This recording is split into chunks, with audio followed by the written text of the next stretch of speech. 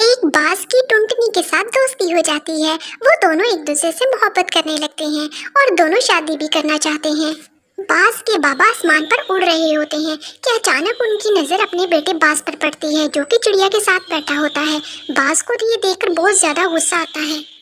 बाज बहुत ज्यादा गुस्से में होता है और वो अपने बेटे को डांटता है कि चिड़िया के साथ दोस्ती आखिर क्यों की है। उसके साथ ना तो उसकी शादी हो सकती है और ना ही किसी किस्म की कोई दोस्ती।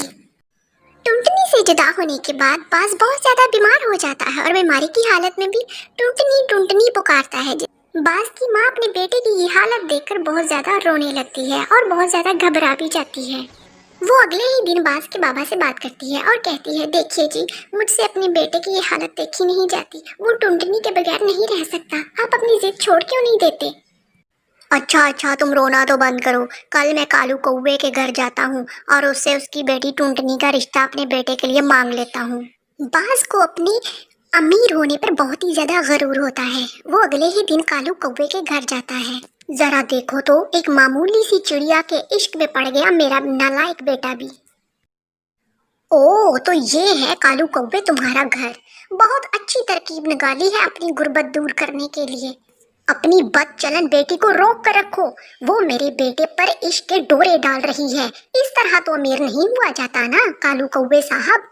कालू कौवा एक खुददार परिंदा होता है। इतनी इंसल्ट सुनकर टुन्नी की माँ की आंखों में आंसू आ जाते हैं। टुनटुनी जब शाम को घर वापस आती है तो अपनी माँ को रोता देखकर पूछती है, माँ क्या हुआ है? पापा को क्या हुआ है? बेटी, बाज का बाबा आया था। वो हमारी गुर्बत का मजाक उड़ाकर गया और तुम्हें बदचलन कहा। तुम्हारे बाबा से ये बात बर्दाश्त नहीं हुई और वो ये बात दिल पर ले बैठे हैं और बीमार हो गए हैं। बाज घर वापस आकर कहता है कि उसने कालू कौवे से टुनटुनी का हाथ मांगा, लेकिन कालू कौवे ने एक शर्त रखी है, अगर मैं अपनी सारी प्रॉपर्टी अपने बेटे के नाम करता हूँ तो फिर ही वो टुनटुनी का रिश्ता मेरी बेटी को देगा। बाज को ये सारी बातें सुनकर बहुत ज्यादा गुस्सा आता है और वो टुनटुनी से मिलने चला जाता है। टुनटुनी, ओ टुनटुनी, बाहर आओ बेवफा कहीं की, छुप कर क्यों बैठी हो? टुनटुनी घर से निकलकर बाहर आ जाती है। टुनटुनी, अगर तुम्हें मेरी दौलत चाहिए थी तो मुझे बता दिया होता, मैं तुम्हारे कदमों में डाल देता। मैंने तो सिर्फ तुमसे प्यार किया था और तुमने क्या किया? ये सब सुनकर टुनटुनी की आंखों में आंसू आ जाते हैं।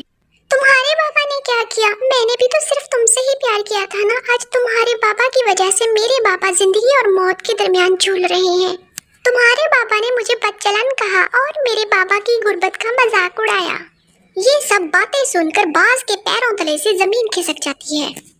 बाज की माँ बाज के बाबा को समझा रही होती है कि आपने इतना बड़ा झूठ बोलकर बहुत बुरा किया है। अगर हमारे बेटे को पता चल जाएगा तो बहुत बुरा हो जाएगा।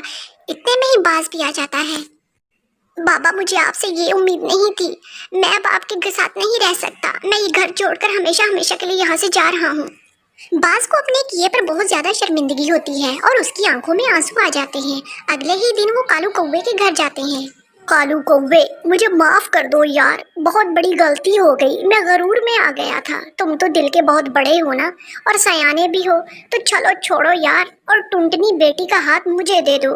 मैं उसे अपनी बेटी बनाना चाहता हूँ।